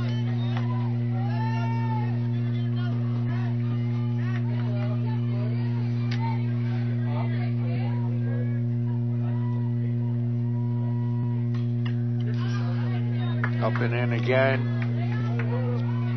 We mentioned that Horbash has said both pitchers have settled down. Amanda hasn't walked anyone since the third.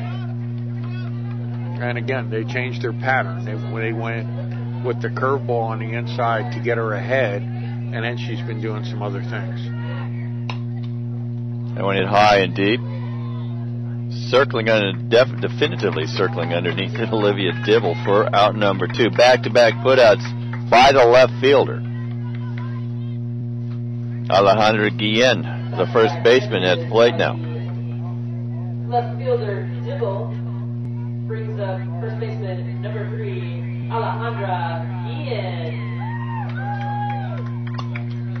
And that one, first pitch swing to center field.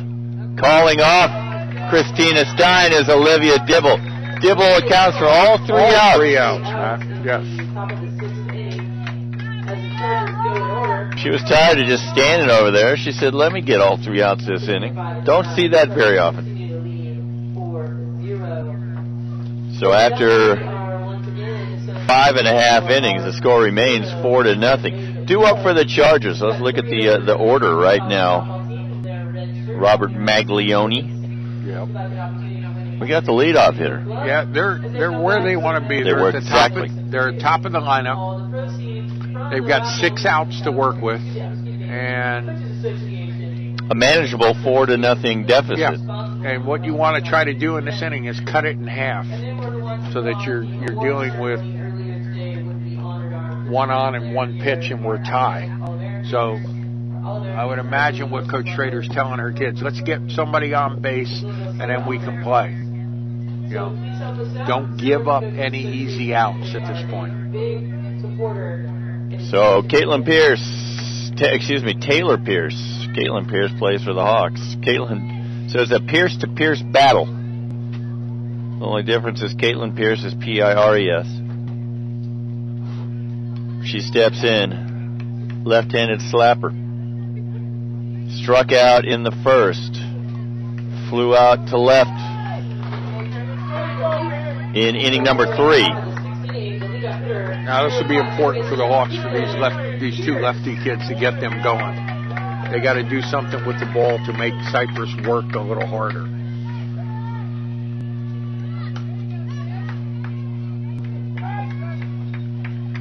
And that one fouled. Strike 1.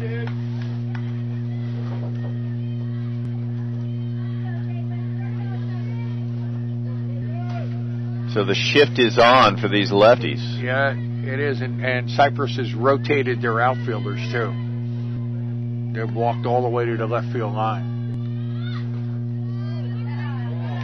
That one misses. 1-1 count.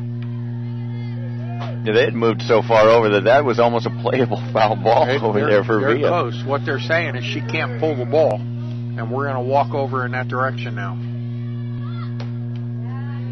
And they're pitching her outside. Yeah, I mean, it helps if you're going to shift to pitch to the shift. Right. Yeah, you're not going to see much inside with this defensive alignment. 2-1 pitch. Foul the back.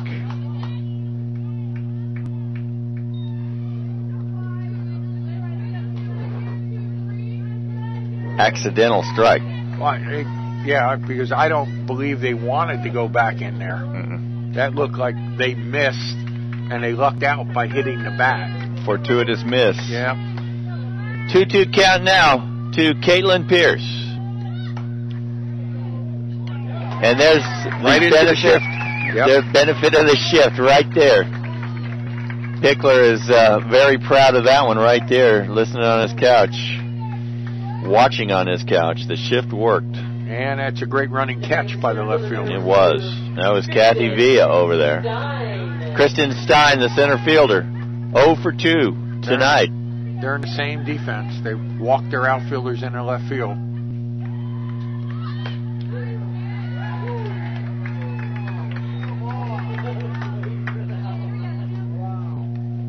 Strike 1, much to the chagrin of the CRC fans.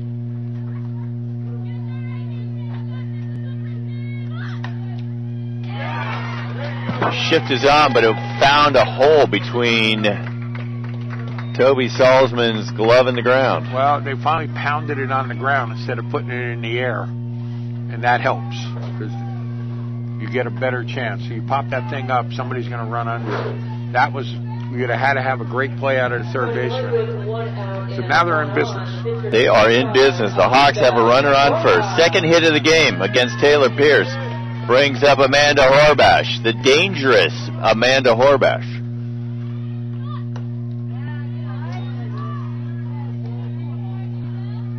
She knows how to look off those high pitches. 1 down, 1 on. 4-0 lead. Cypress over Casumnas River. That one hit deep. Did that cut it in half? It did! We talked about how dangerous Amanda Horbash is. Really? She just hammered that in and a win.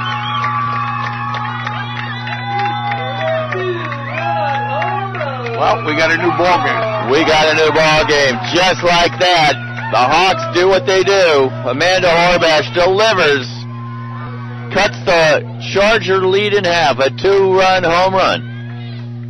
It's interesting. They hadn't really pitched to her the whole day, and that was because the left-handers couldn't get on base. Right. and the base was open, so they kept giving her that. There, you get somebody on, and they decided to throw to her. Now you got 2 runs. She had walked twice. Right. Because everything was open in front. The 2 little lead lefties couldn't get on base.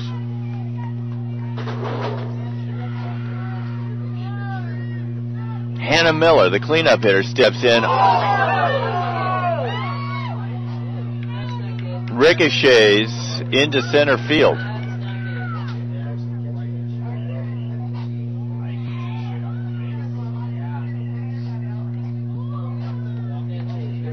Oh, she's up. First I thought it went off her glove, but it looked like it went off the above the neck region. Hard to say exactly where. Hoping the glove got part of it. That ball was hit hard back through the middle.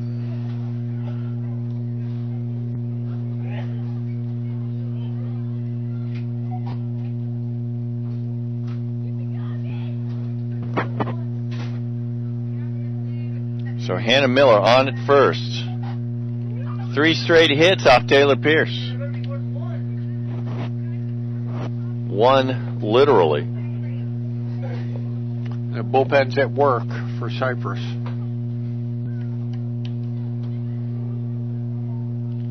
We see a number down there. Who's that working out? 11. That's Taylor Ebner, former Sierra College Wolverine. She likes Final Four. She transfers wherever she's going to find a place to go to a Final Four.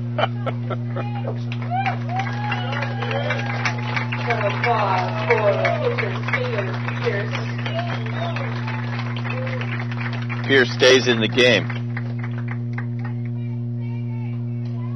1 down here in the bottom of the 6th. 3 straight hits. A 2-run home run by Amanda Horbash cuts the lead in half. And Hannah Miller on at first.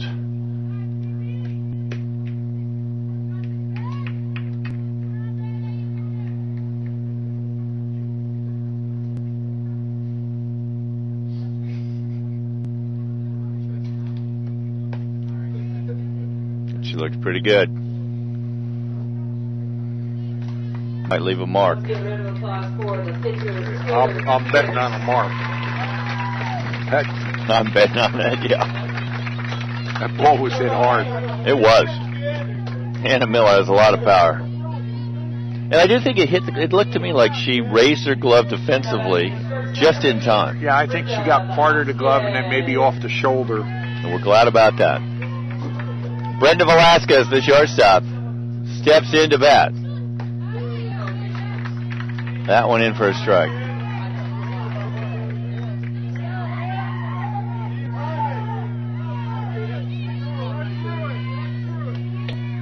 One down, 1 on. 2 runs across. Out of play.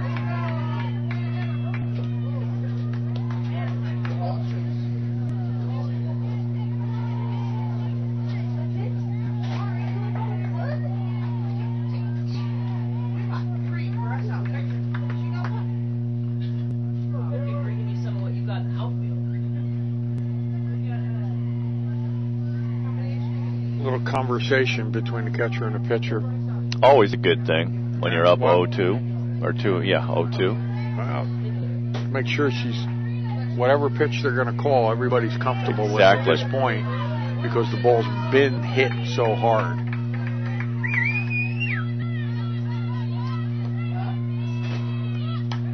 That one hit to right field. Can Walker make the grab? She can. Actually, that's Jess Gutierrez over there.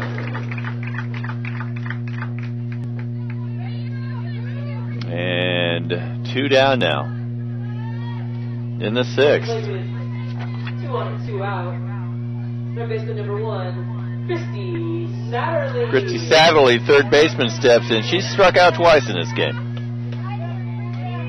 Once looking, once swinging.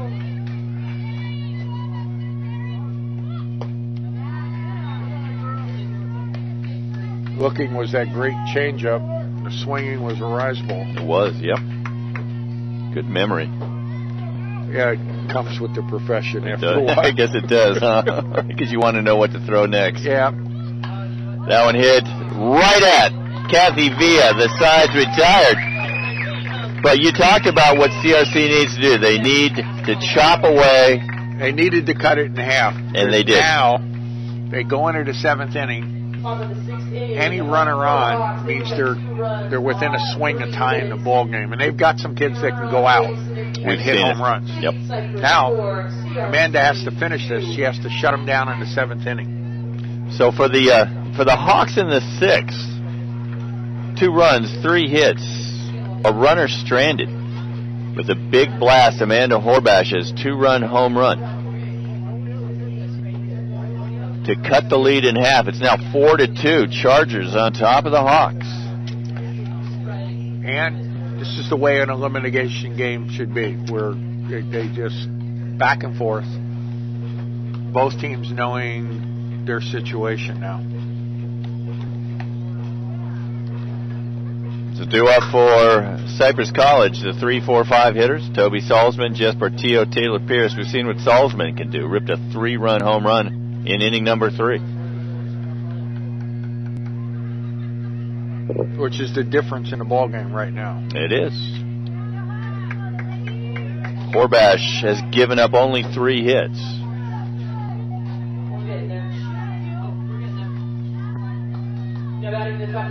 3 hits for Cypress. 4 hits for CRC.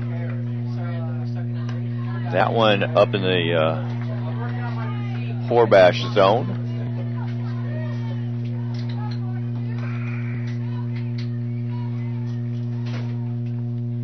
1-0 count.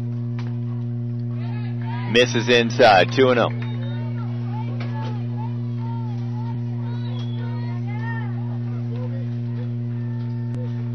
Last thing the Hawks want are base runners. Yep.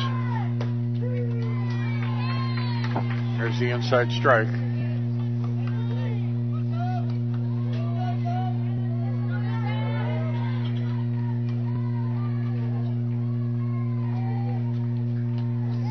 See if she went around on that.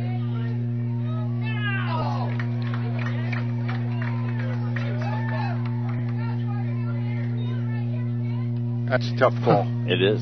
I mean, it's up and in as it is. That one hit deep. Does that have enough? It does not have enough legs underneath it. Making the grab in left field, Olivia Dibble.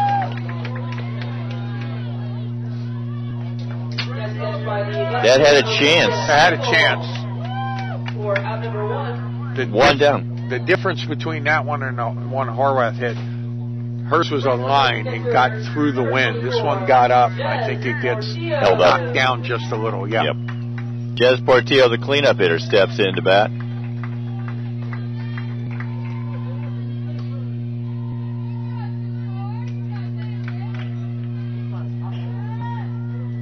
Portillo, 1 for 3, singled in the 5th. That one hit hard. And that's out of here. The difference. Yep. On a line. That one's on a line. Jez Portillo hits it on a line over the left field fence.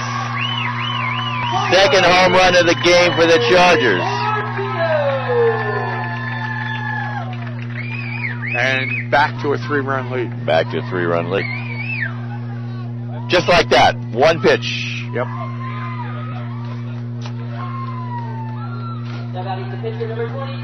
Taylor Pierce steps in.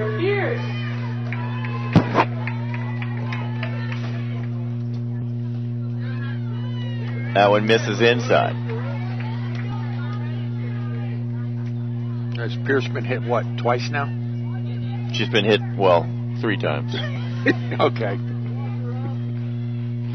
Yeah, she's taken a base after being hit twice. But one of them, she got hit twice. She's been hit all over the place. Yeah, she has. She's been hit 3 times. She's been hit by a rough day. She's in there swinging. She takes a licking and keeps on ticking.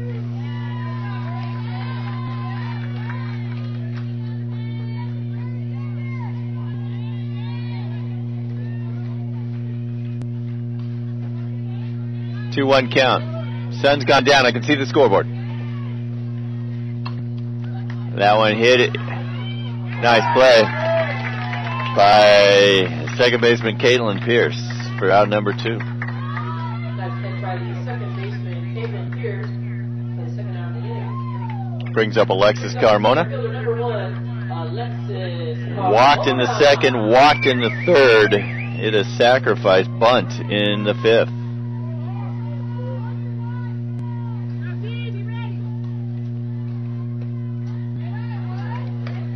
Backed out of that one. Good eyeball.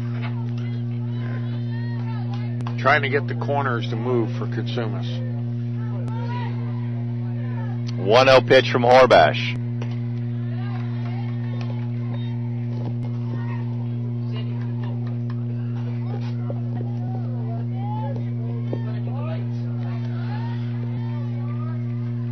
Two down, 2-0 pitch. Strike 1.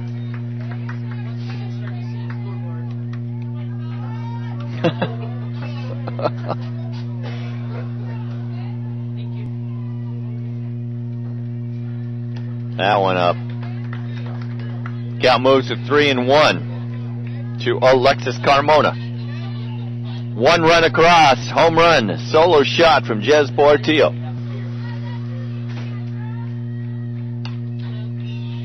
Dennis Bloss up with it. It's that inside corner that they continue to work with. No place to do anything with other than pull it foul.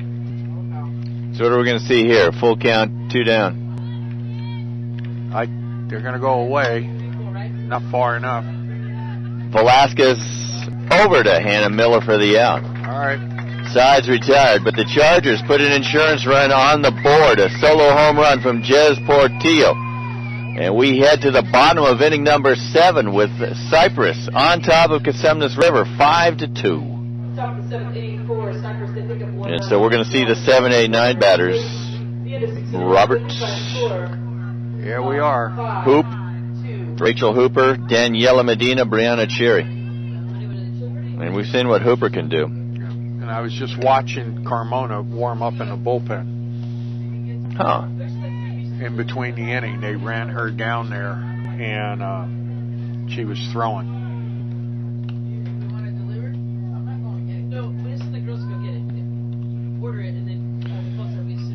So you guys having pizza delivered and it's already gone, I'm assuming. Oh, beautiful. Mags, you'll have to stay for that. Yeah, I know you don't eat pizza. Yeah, I'm sure my cardiologist wants to hear me. Yeah, we're announcing. Hey, I'm gonna tell your cardiologist and my wife. Bob abstained from the pizza. Did not even sniff it. All right. CRC down to its final 3 outs of the state championship tournament. If they want to survive, they need to put 3 runs on the board, 4 to win it and move on to play College of San Mateo at 8 o'clock tonight. Swing and a miss, strike 1. There's that rise ball. Yep. And they haven't chased that the whole game. You would hope they would go back to the discipline and look down in the zone and drive the ball. 0-1 pitch. Change up.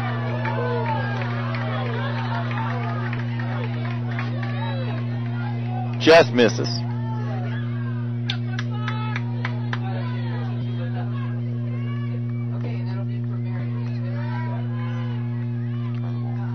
One 1 pitch. This one's hit to shallow right. In to make the grab. Jess Gutierrez. And there's 1 down.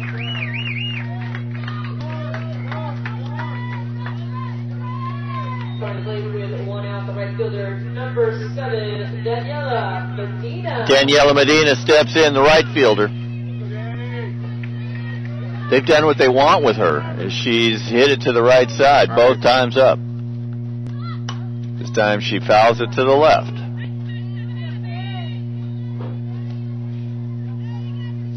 And Bobby talked about the strategy going with this left-handed slap hitter. You want her to hit it to the right side. Well, and the interesting thing is they're not Cypress isn't rotating their outfield like they do for the other 2 left-handers. You're absolutely right. Which tells me Medina has a tendency to drive the ball and not slap it as much as the other 2 kids. 0-2 count to Daniela Medina. See if they go inside and make her roll over. Yeah, there you go. Yeah, retirement's good. Yeah.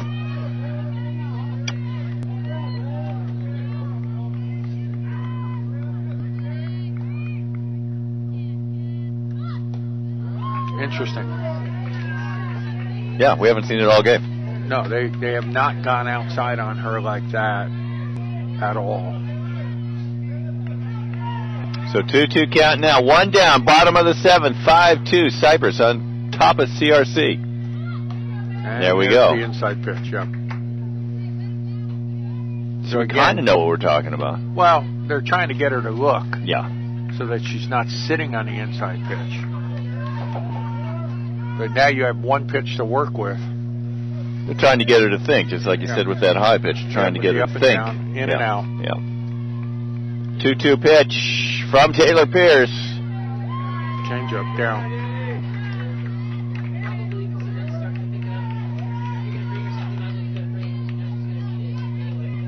Winner takes on College of San Mateo in elimination game number 2 here on Saturday at the 2015 Softball State Championships. And a walk issued to Daniela Medina. Well, Brianna Cherry, the DP, steps in. I'm sure that's not what Cypress wanted to do, is to give her a free one. And we've got a pinch hitter in the form of Nicole Matalora.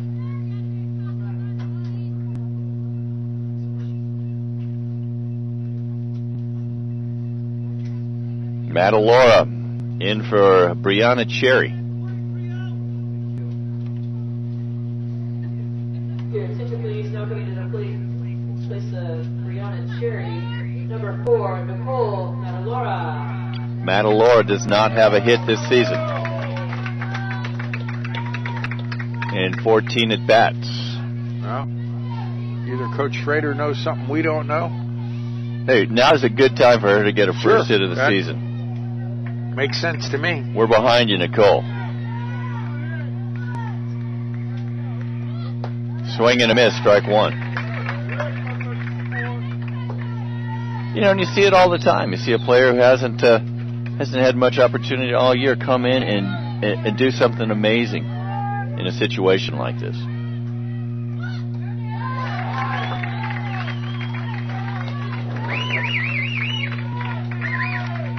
We saw last year with Jordan Becker for Sierra. Had only pitched 11 innings all season. Came in and basically won the state championship for the Wolverines.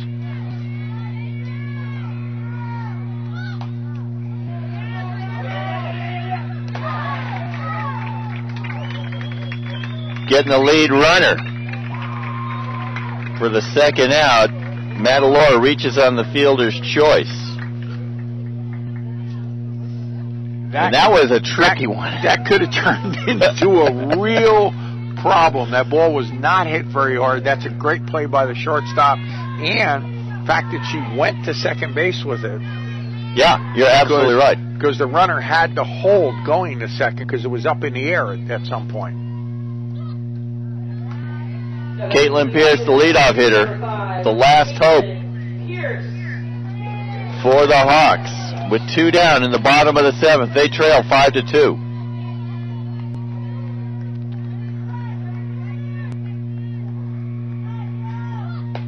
Swing and a miss. Over, she's out. Great play by Jez Portillo. Over to Alejandra Guillen.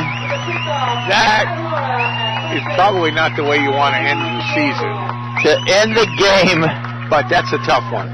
That's a tough one. Great play by the Cypress catcher and the first baseman to hang in there with the left-hander up to be that deep. And a perfect throw. Yep, nope. Nice job. Perfect throw. Well, your final here in the elimination game. Cypress 5, Casumnas River 2. 5 runs on I'd like to congratulate the Big 8 champions, the Hawks from Cosumnes River College. I've watched them play all year long. I've enjoyed their fans. I've enjoyed watching the Hawks get down here to the Final Four. Congratulations on an outstanding season by Cosumnes River College. And in so saying that, congratulations to Cypress College doing what they do best, which is staying off elimination and winning. And Coach Pickler, you can sit a little easier on your couch at this point. Well, we talked about it earlier. 19 times they've been to the state championship finals.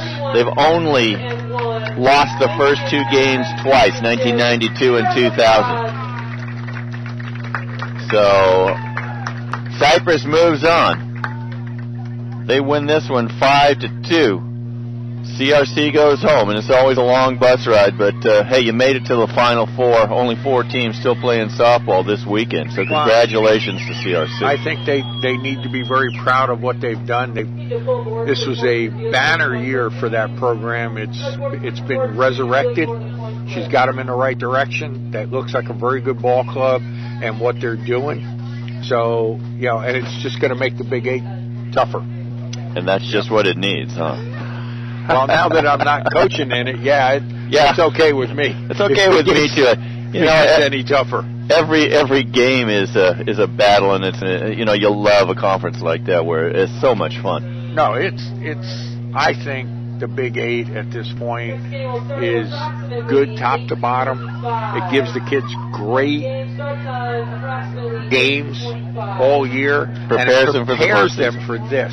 Yep. There are a couple of conferences where the teams get to the playoffs, and because the competition throughout the conference is not stellar, that they get into the playoffs and they're not ready to compete and handle that pressure. Right. So hats off to the Big 8, which I coached in for years and always felt was the best conference running around at that time. So hats off to Christy Schrader and the Cosumnes River College Hawks. Outstanding season.